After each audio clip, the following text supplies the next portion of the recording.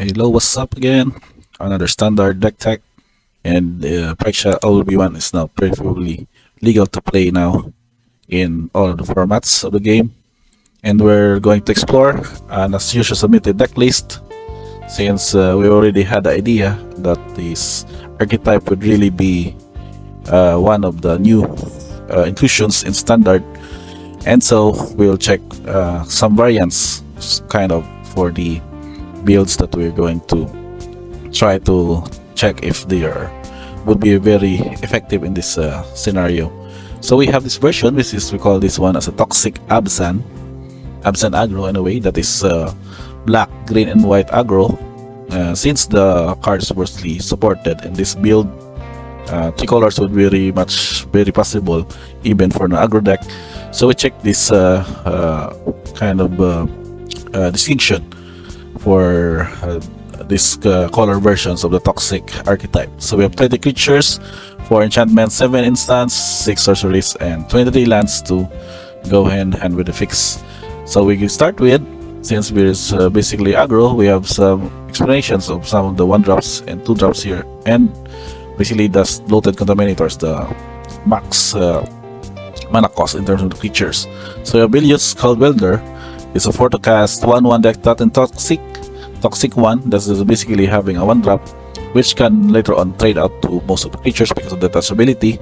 But the important here is that we would be really casting cheap creatures as early as possible and do toxic damage so that we be able to win out by a poison counter strategy.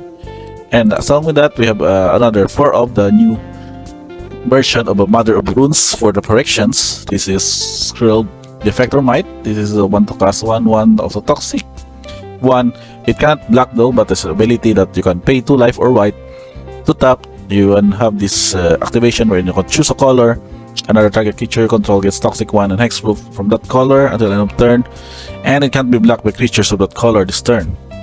So that makes it very efficient by that this ability to protect your own creatures from any spot removals, and also have them unblockable for that turn from those creatures chosen of the chosen color.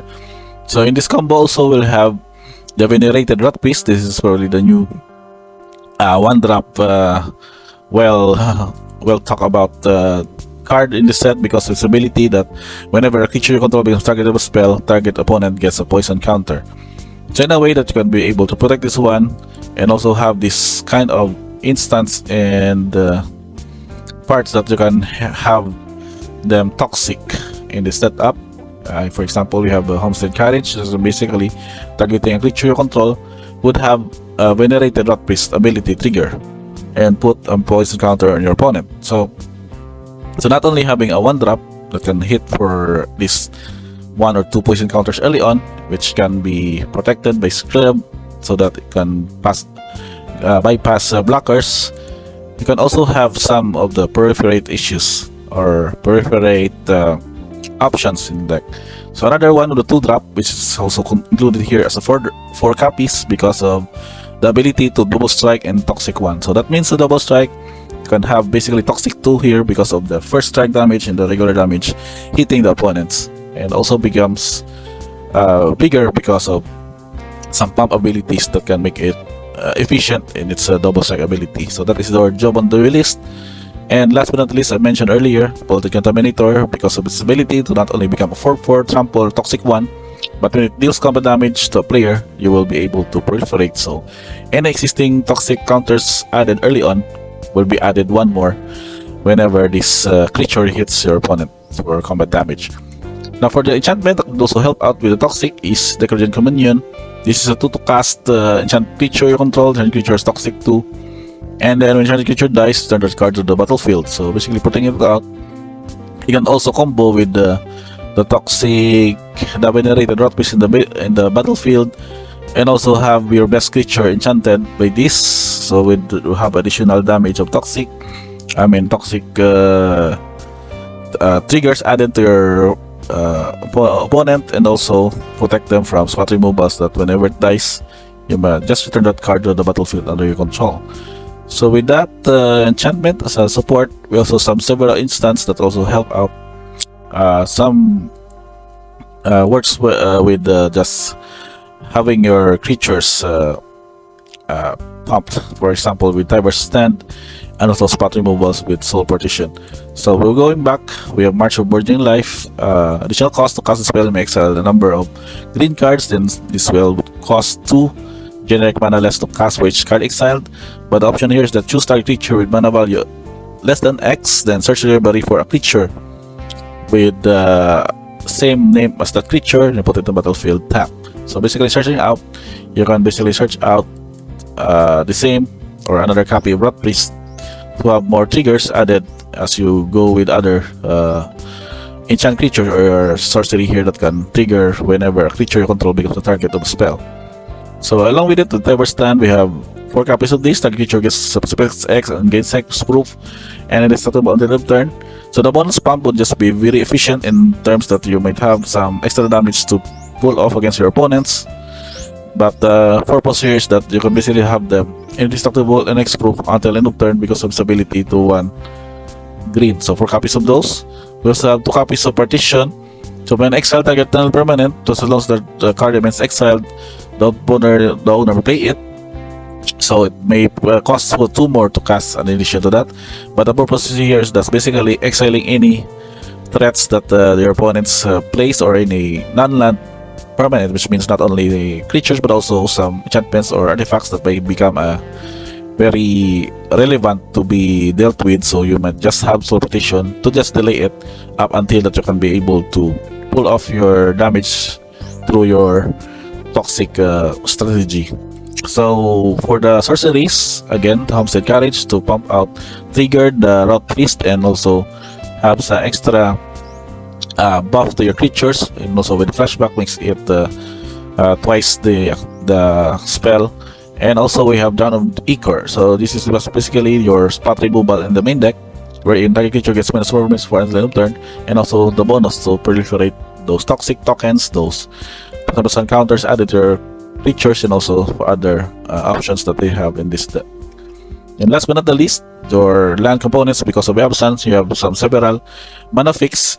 For example, if you Verge Ticket for green-white farmland again, Lunar Waste for black-green, and also the Seed Core was also added because of its ability to spend only to cast protection creature spells. That is also a good mana fix here, and also a bonus that whenever your opponent has 0 more poison counters, you may have their target 1 creature gets +1 until end of turn. So that's a good inclusion here. And this one was also added as a mana fix because of a creature type. If you notice, all are basically Phyrexian in the setup, so you can name Phyrexian in this creature type as it enters the battlefield to do the fix. So in addition to that, because of these 2 various mana fix are your utility cards, Bosiju and Iganjo. So overall, the mana fix and mana value curve is basically going with at least 1.5 because of notice several 1 drops and 2 drops. Just enchant your creatures and do toxic damage early on and just protect them with Tyvar Stand. You can basically win out probably by turn 4 or earlier. And the color distribution, just basically black, green, and white. It's somewhat within the range, but the mana fix is very much be able to cater this color distribution. So it doesn't matter here if you really need to pay 1 life to do a 1 drop or 2 drop here, but the important thing is that you want to be able to cast or play a land that is tapped that will somewhat delay your progress in the board. So all these untapped lands are very important in the setup. And for your deck tokens, sadly they have none. But overall, I think this is this version of a toxic aggro deck is very much interesting in the sense that you'll be able to do some early damage, especially with the double strike creature. But later on, you can have also some spot removals and Necrogen Communion to also protect your creatures to any spot removals by returning back to the battlefield. So very cheap enchant creature, and also serves the purpose of the toxic root, and also sort of protection in the late game. So I think that's about it for this deck. I'm pretty sure you've seen several toxic aggro deck that is circling around in various websites for their deck text and deck list. But I think this version would really go well with the Abzan colors. aside from just having the green white because of the black, and also giving you options in the sideboard for cards like duress or discard effects that can basically go against opponent's sideboard that may have that they would be able to stop you earlier. So you'd have options of discard in your sideboard to counter their cards.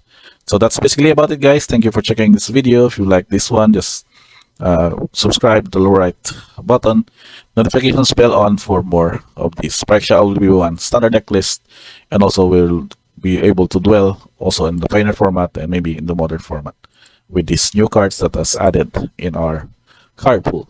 So thank you again for watching, guys. See you in the next one.